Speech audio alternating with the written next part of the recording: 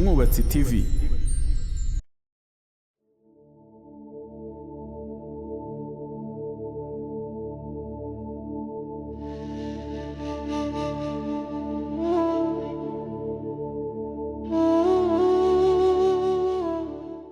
Umwami wacu Yesu Kristo ashimwe. Bavandimwe nshuti, nongeye kubasuhuza mu izina ry'umwami n'umucunguzi wacu Yesu Kristo. Amahoro ye akomeze kuba muri mwe n'abanyu bose. Bahaye intashyo kandi ndabasuhuje, ndabahobeye aho muherereye aho ariho hose mu bice bitandukanye bigize isi dutuye. Mbifuriza rwose kugubwa neza mu mwami wacu Yesu Kristo.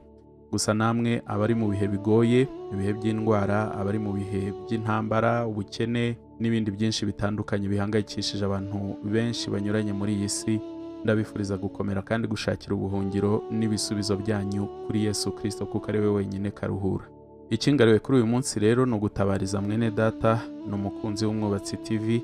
Yanyandikiye ambwira ko arwaye kandi arembye, yagize ikibazo cy'indwara y'ibihaha, akaba arwariye ku bitaro, ngo ni ibitaro bya Rubavu, ariko narebye ku gipapuro yanyoherereje mbona hariho logo ya Butaro. Ubwo wenda bazi ibitaro bya Butaro ni Gisenyi cyangwa se mu ntara y'Uburengerazuba, ariko mu gice cy'amajyaruguru nyine muri Gisenyi. Akaba arwariye muri ibyo bitaro, amazemo iminsi, kandi noneho nyine akaba yarandikiwe kujya nyine ahumekera kuri bomboni. Mu gihe twebwe duhumeka umwuka w'ubuntu, we umwuka ahumeka arawugura.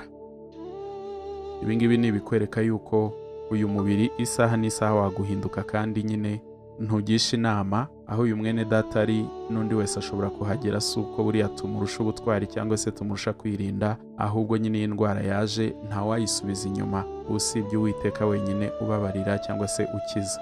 Rero uyu mugabo akaba yitwa Benimana Vedaste, nk'uko mugiye kubyumva mu kavideo ke abyivugira. Bamwandikiye yuko agomba gutunga bomboni ngo icomekwa ku muriro, hanyuma akayitahana nyine akava mu bitaro, kuko nta kundi ni uguhumekera muri iyo bomboni. Ibiciro yambwiye mu by'ukuri numvise bihanitse, ku buryo n'umuntu rwose ukora bishobora kumugora guhita abona ayo mafaranga ako kanya. Bigera muri 1.5 miliyoni.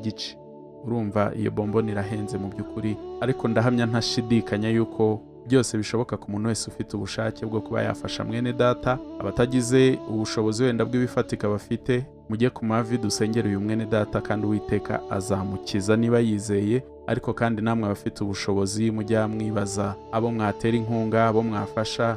Dore uyu nguyu n'uwo Uwiteka aba yohereje kugira ngo arebe umutima w'urukundo mufite. Muraza gucisha ubufasha bwanyu kuri iyo nimero ya telefone, ni iy'umugore we. Yambwiye ko umuntu wese wakwifuza kumutera inkunga akozwe ku mutima yakwifashisha iyi nimero ya telefone kuri mobile money. Ubwo yanditse mu mazina ya Yambabariye Julienne. Uyu niwe mugore we, umufasha we.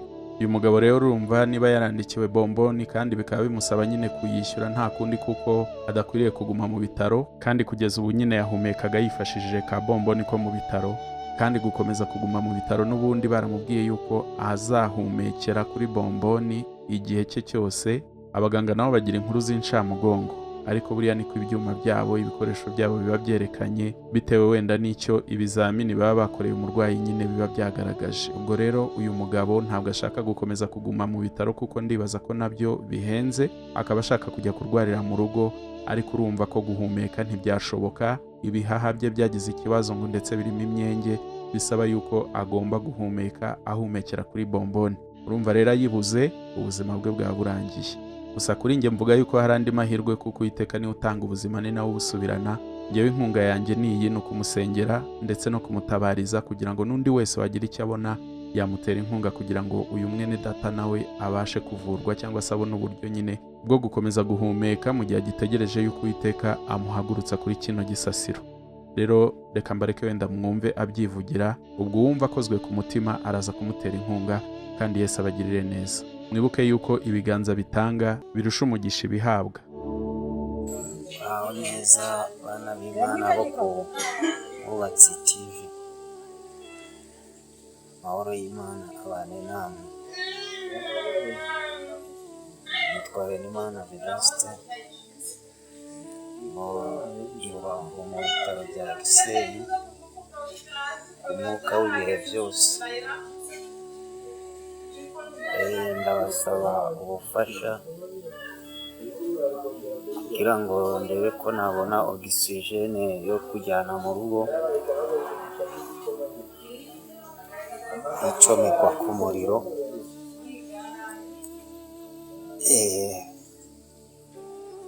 Ubufasha mbasaba abana b'Imana kugira ngo ndebe ko nava muri ibi bitaro.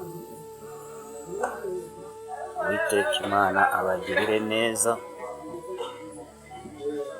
kandi abayizagire murakoze. Amahoro ya Kristo akomeze kubana namwe, kandi turifuriza bene Imana Vedaste rwose gukira, kuko umwami wacu Yesu Kristo arabishoboye. Shalom.